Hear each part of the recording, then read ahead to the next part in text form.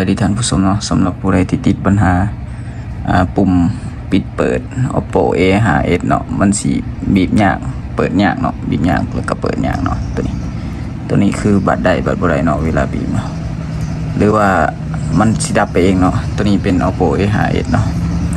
มื้อนี้เฮาสิมาเปลี่ยนให้เบิ่งเลยเนาะก็คือปุ่มเฮาได้มาเลยเนาะตัวนี้คือเฮาสั่งซื้อมาเนาะเอามาเปลี่ยนเองเนาะสิ่งที่สำคัญคือเราต้องมีตัวนี้ไขควงตัวนี้เนาะไขควงตัวระบิดหน่อยตัวนี้เอาตัวนี้ก็ได้เนาะ2 อันแล้วก็กาวเนาะไว้ติดทางหลังนี้เนาะแล้วก็แนวงัดเนาะตัวนี้เนาะเอามาเริ่มกันเลยเนาะตัวนี้คือมันปิดเครื่องยากเนาะมันปิดเครื่องโคตรยากเลยนี่เนาะมินบีบโคตรยากเลยนี่เอามาเริ่มกันเลยเนาะปิดบ่ได้ก็บ่เป็นหยังเนาะมาเริ่มงัดเลยเนาะเอามีแถเนาะตัวนี้เนาะงัดขึ้นเนาะงัดขึ้นประมาณนี้เนาะแล้วก็ให้ห่อยางเนาะยางนี้อันนี้แนวทางเนาะแนวทางสำหรับผู้ใดที่เปลี่ยนเองเนาะตัวนี้เปลี่ยนเองก็สามารถเปลี่ยนเองได้โดยที่เราสั่งซื้อเครื่องมาจาก Shopee ก็ได้ Lazada ก็ได้เนาะแต่ว่าเราสิบ่ได้แปะลิงก์ให้เนาะตัวนี้ไปสอกซื้อเอาเองเนาะวิธีไปสอกซื้อก็เขียนว่าสวิตช์ปิดเปิด Oppo A5s เนาะมันจะถึกอยู่หลายรุ่นอยู่ตัวนี้เนาะ Oppo A5s หลังจากเราแกะแล้วมันจะเป็นประมาณนี้เนาะหลังจากนั้นให้เรางัดออกเนาะแพรสแกนนี้เนาะงัดออกนี่แล้วก็วางเนาะหลังจากนั้นก็ให้เราคลายน็อตแต่ละตัวออกเนาะตัวนี้มันหั่นออกเบิดทุกตัวเลยเนาะตัวนี้ใส่ไขควงตัวนี้เนาะหั่นออกเนาะในการหั่นนี่เราสิหยุดคลิปไว้ก่อนเนาะเดี๋ยวหั่นแล้วจะมาต่อเนาะเพื่อบ่ให้คลิปมันยาวเกินจากเราหั่นเป็นที่เรียบร้อยเนาะให้เรามาเริ่มเอาอันนี้ล้างซิมออกเลยเนาะก็คือถาดซิมตัวนี้เนาะแพงใส่ซิมตัวนี้เนาะงัดออกเนาะงัดออกเลยเนาะ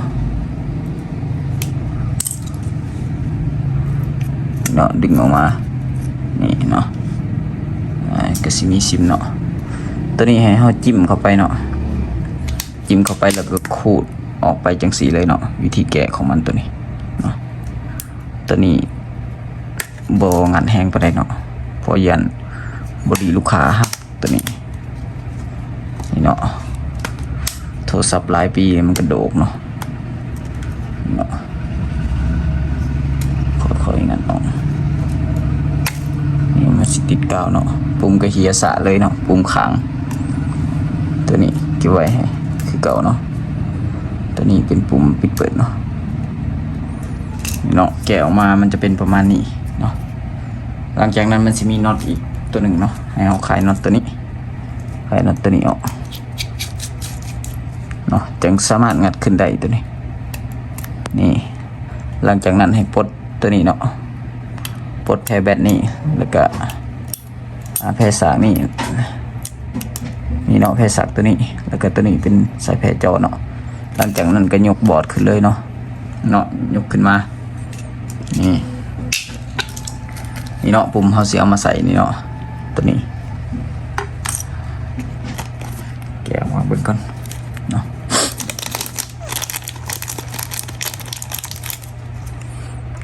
ตัวนี้คือถ้าไฟมีปุ่มเนาะแล้วก็มีเครื่องมือเล็กน้อยก็สามารถเปลี่ยนเองได้เลยเนาะ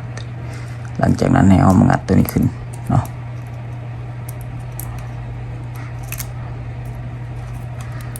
ตัวนี้จะงัดออกเลยเนาะใส่ตัวใหม่เข้าไปเนาะตัวใหม่มันก็จะมีกาวในตัวเลยเนาะแกะออกตัวนี้เราจะเห็นขั้นตอนประกอบให้เล็กน้อยเนาะบ่ได้ประกอบหมดเครื่องเลยหลังจากใส่ปุ่มแล้วเปิดเครื่องขึ้นแล้วก็บีบปกติแล้วก็ถือว่าได้เลยเนาะถ้าว่าเราเห็นยาวคลิปมันก็สิแห้งยาวขึ้นตึมเนาะตัวนี้เอาลงมาวางใส่นี่เนาะนี่เนาะเป็นแบบนี้หลังจากนั้นให้เอาตัวบอร์ดมาลงเลยเนาะตัวบอร์ดมาลงใส่นี่บีบตัวนี้ก็บีบเนาะ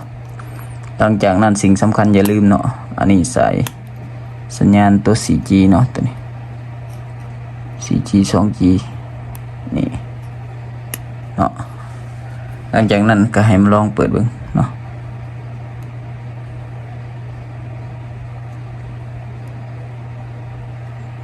เดี๋ยวติดก่อนเนาะติดให้มันอยู่ก่อนแล้วจึงลองเปิดเบิ่งเนาะ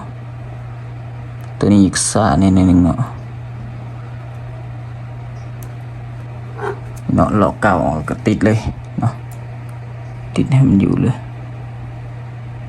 นี่เนาะก็สิประมาณนี้เนาะหลังจากนั้นก็บีไว้เนาะเปิดบัดนี้นี่เนาะจะติดประมาณนี้หันน็อตเลยเนาะน็อตตัวเดียวนี่เนาะนี่เนาะล้อมขึ้นมา